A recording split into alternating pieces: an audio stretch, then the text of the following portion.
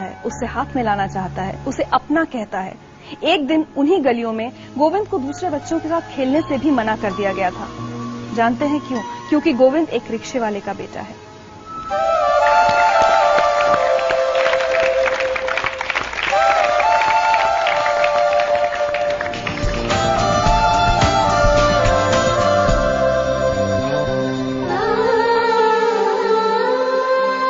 गोविंद, वो दिन जब आप छोटे थे और आपको गली के दूसरे बच्चों के साथ खेलने से मना कर दिया गया था, आज भी याद है आपको वो दिन? शायद वो मेरी जिंदगी का सबसे टर्निंग पॉइंट साबित हुआ था।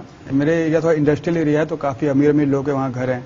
तो मेरा फ्रेंड था, उसके साथ खेलते खेलते उसके घर में चला गया था। तो उसके फादर थे, उन्होंने मुझसे बहुत ही वो शॉक्ड हो गया कि मैं उनके घर में कैसे आ गया, क्योंकि वो अपने आप को एलीट क्लास फैमिली का समझते थे। तो उन्होंने मुझे घर से बाहर निकालते हुए कहा कि तुम्हारे जैसे परिवार के लड़कों को हमारे घर में आने की हिम्मत कैसे हुई। वो बात मुझे कई दिन तक समझ में नहीं आई, क्योंकि फिर मैंने अपने एक वरिष्ठ व्यक्ति से जो तैयारी कर रहे थे, एजुकेशन में काफी अच्छे थे, उनसे पूछा कि उन्होंने ये बात क्यों कहा। तो उन्होंने कहा कि तुम्हारे जो सामाजिक बैकग्राउंड है, तुम्हारे जो परिवार के बैकग्राउंड है, उसकी वजह से उन्होंने ऐसा कहा। तो मुझे लगा कि मैंने पूछा बैकग्राउंड कैसे बदलते हैं। तो उन्होंने कहा कि बैकग्राउंड या तो तुम्हारे पिता के वक्त से बदल सकता है, या तुम अपने आप को समाज में इतना इस्टेब्लिश कर लो कि उससे ऊपर जाने के बारे में कोई न सोचे। तो मैंने उनसे पूछा कि इस देश में ऐसी क्या चीज है जो मैं कर लूं तो शायद उससे ऊपर सर्विस में जाने में कोई नहीं बता सकता। तो तैयारी में थे, उन्होंने बताया कि अगर तुम आईएएस बन जाओ, मजाक में ही उन्होंने बोला था, अगर तुम आईएएस बन जाओ तो इस देश में उससे ऊपर की जॉब कोई भी नहीं है। तो उसी दिन से मैंने सोचा था कि अच्छा मैं आईएएस ही बनूंगा, और उसका प्रतिफल था कि मैंने यूपीएससी की परीक्षा पहले ही प्रयास में निकाल ली थी। मतलब 6th स्टैंडर्ड आप बता रहे हैं, तो शायद 12-13 साल की उम्र रही होगी आपकी। बिल्कुल, बिल्कुल। उस उम्र में आपको ये बात इतनी चुभ गई थी कि आप कहते हैं कि उसने आपकी जिंदगी की दिशा बदल दी थी? हाँ, क्योंकि उसी समय मैंने तय कर लिया था कि मुझे इस सेवा में जाना है, और इतना ज्यादा मैं कंसंट्रेट इसके बारे में था कि लोग 10th करते हैं, 11th करते हैं तो सोचते हैं कि मैं इंजीनियर बनूंगा, डॉक्टर बनूंगा, उसके बाद वो लोग सोचते हैं कि मैं आईएएस बनूंगा। मैंने उसी समय सोच लिया था कि मैं आईएएस बनूंगा। घर के हालात कैसे थे? हालात खराब थे, लेकिन हम कंपेयर कभी नहीं करते थे ये हालात अच्छे क्या होते हैं। जिसके घर खर्चा पर डे 1000 वही अच्छा है, ऐसी कोई बात नहीं थी। लेकिन हाँ, प्रॉब्लम्स बहुत आती थी, खासकर क्योंकि हम लोग एक ही रूम में रहते थे, 5 लोग थे एक ही रूम में, मतलब खाना बनाना सभी काम एक ही रूम में होता था। तो माहौल बहुत ज्यादा टिपिकल था, जिसकी वजह से प्रॉब्लम काफी आती थी। दूसरे बच्चों को देखकर कॉम्प्लेक्स भी होता था कि मैं इन जैसा क्यों नहीं हूँ, या मेरे पास इतनी फैसिलिटीज क्यों नहीं है? होता था कभी कभी। कोई बच्चे का मन जो 7th 8th में पढ़ता है, उसके मन में आ ही सकता है कि मेरे पास अच्छे कपड़े हों, जो हमें साल भर में एक बार मिलते थे होली पर। कई लड़कों को हर साल 3, 4, 5 तक मिलते थे।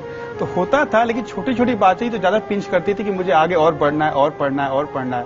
जो वो मैंने 6th स्टैंडर्ड में सोचा था उसे पूरा करना है, वो ज्यादा हेल्पफुल हुई गई। तो और जब आप बहुत पढ़ने की कोशिश करते थे तो अड़ोस पड़ोस वाले आपको काफी डिस्करेज भी करते थे, कुछ उल्टा सीधा भी बोलते थे? बहुत ज्यादा, थोड़ा तो नहीं कर सकता, बहुत ज्यादा करते थे।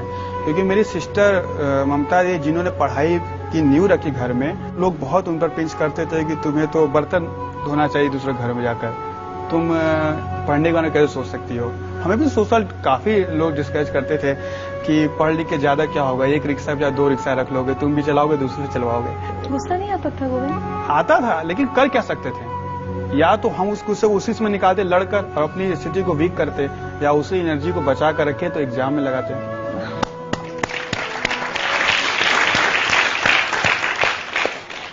जिन गलियों में आपके बचपन में इतनी सारी परेशानियां हुई हैं, आपने लोगों के इतने ताने सुने, आपको पता ही होगा कि उन गलियों के लोग अब आज आप पर बहुत फख्र करते हैं। कई लोग कहते हैं कि हमें पहले से पता था कि हो जाएगा।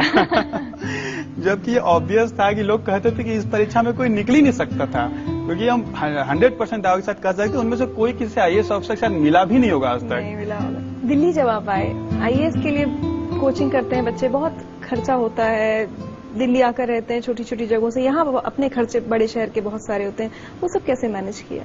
मेरे फादर के पास थोड़ी जमीन थी, उन्होंने उसको बेच दी स्टार्टिंग के लिए कि हम दिल्ली जाएं तो हमें स्टेब्लिश होने में या कुछ करने में कम से कम 1-2 महीने की जरूरत पड़ेगी, क्योंकि हम किसी को जानते नहीं थे यहाँ पर। सबसे छोटी छोटी गीता दीदी, उनकी इकोनॉमिक से थोड़ी ठीक थी, तो वो अपने ससुराल वालों से लड़के मेरी सपोर्ट करती थी, क्योंकि विश्वास तो किसी को नहीं था, केवल मेरी सिस्टर्स को छोड़कर। आपने बहुत खुद के लिए बहुत परेशानियां सही, टिफिन आप आधा खाते थे एक दिन में, हर चीज बहुत बचा बचा कर आप पैसे खर्च करते थे कि ज्यादा पैसा खर्च ना हो जाए। जो हमारी परेशानी थी कि हमने हाफ टिफिन किया, या एक बार तो था कि हम 150 रुपया महीना ही केवल बचा था, मतलब खाना के देने के बाद जो 2 टाइम हाफ खाते थे, उसका 150 था कि दोनों टाइम अब चाय भी हम संभव नहीं था कि पी पाए, क्योंकि दिल्ली में 4 रुपए का 1 कप चाय होता है, तो इतना भी मेरे पास नहीं था कि हम दोनों टाइम चाय पी पाते। लेकिन इससे क्या फर्क पड़ा, हम और मजबूत हुए उभरे ना, और हमारी परेशानी थी, हमने उसको सॉल्व करने की कोशिश किया। उसका फिजिकल प्रॉब्लम बहुत झेलना पड़ा, बहुत कमजोर हो गए, बहुत बीमारियां हो गई, बट मेंटल बहुत हम टफ हुए उससे। सुनवाते हैं आपको। मैंने उसको पहली बार देखा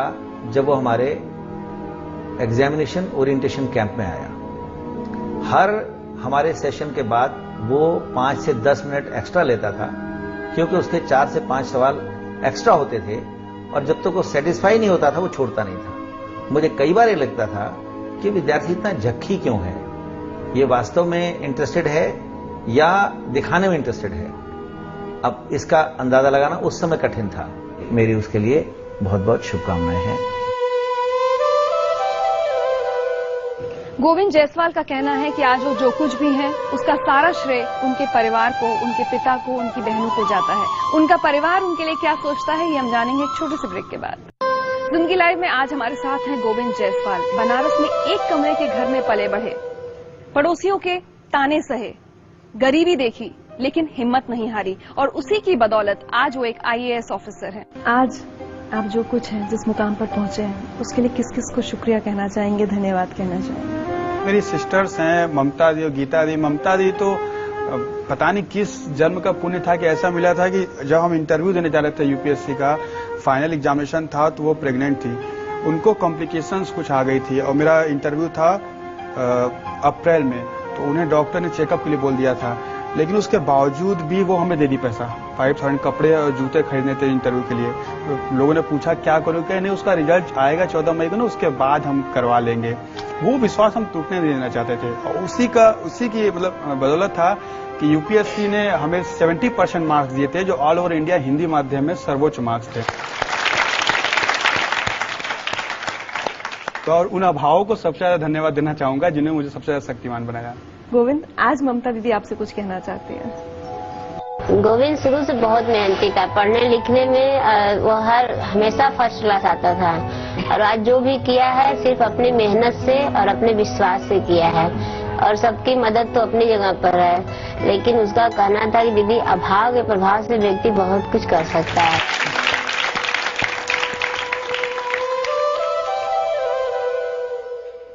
बहुत सी ऐसी बातें होंगी जिन्हें याद करके आज भी आंखों में आंसू आ जाते हैं।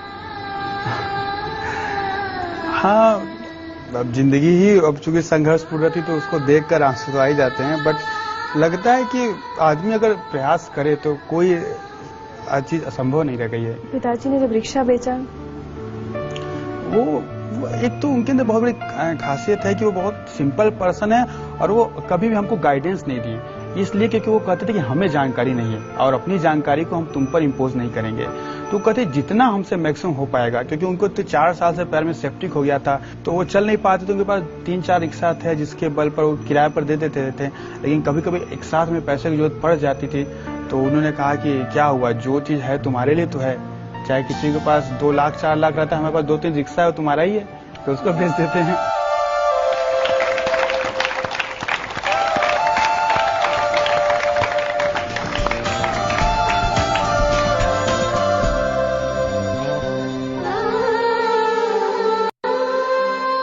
गीता, मैं आपसे अगर पूछूं, बहुत कम ऐसे उसमें माता पिता कई बार इतनी देर तक साथ दे पाते हैं, लगता है कि अब लड़का कमाना शुरू करे। आप लोगों को कभी लगा कि आपके पिता ने बहुत ज्यादा साथ दिया आप लोगों का? हाँ, मतलब साथ तो बहुत दिए, क्योंकि इनकी वो जो कैपेसिटी किसी तरह थी नहीं, फिर भी अंदर से कभी कभी इनका मनोबल टूट जाता था, तो हम लोग सपोर्ट करते थे कि नहीं, मतलब एक चांस तो देना ही चाहिए। आप बहुत होशियार थे, आपने बहुत मेहनत की थी, तबियत अपनी खराब कर ली थी, सब कुछ किया था, लेकिन आज भी ये ख्याल आकर रूह कांपती होगी कि अगर सिलेक्शन नहीं होता तो उस दिन क्या होता। 14 मई को आपका रिजल्ट आया। सच पूछे तो हम इसका आंसर दे रहे हैं, गोविंद का तो कुछ होता नहीं, लेकिन न जाने कितने लोग मर गए होते, मर जाते, सही बता रहे हैं।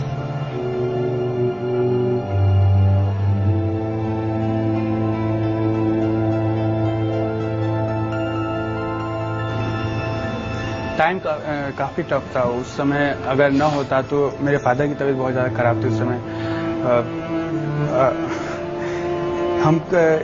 हमारे रिजल्ट के 10-15 दिन पहले तो बाबूजी रोटी अचार में पानी डाल के खा रहे थे।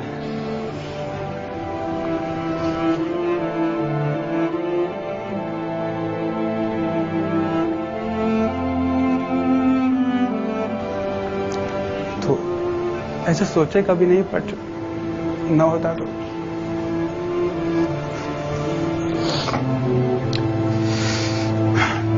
उसको भी संभालते किसी तरह, बट टाइम काफी टफ हो जाता। उतना झेलने की क्षमता थी कि नहीं। हम तो ना सोच के तो हम सोचते पैरालाइज हो जाता हमको, केवल हम नहीं सोचे, इसलिए हमेशा सोचते थे होगा होगा, क्योंकि हमको निश्चित हम ना सोच के ही हमको अटैक आया था।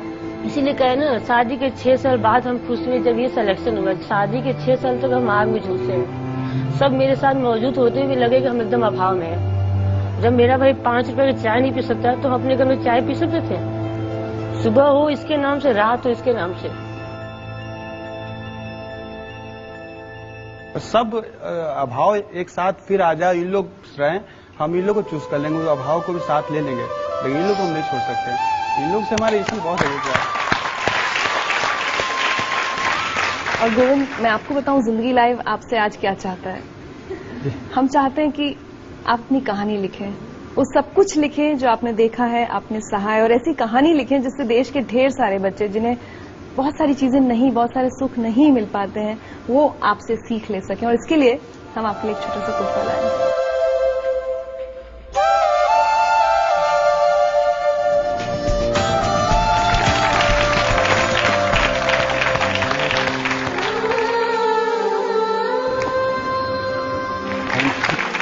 और आज हम चाहते हैं कि इस परिवार के लिए, ऐसे पिता के लिए और ऐसी बहन के लिए हम सब अगर खड़े होकर तालियां बजाएं, इस परिवार को हमारा सैल्यूटेशन।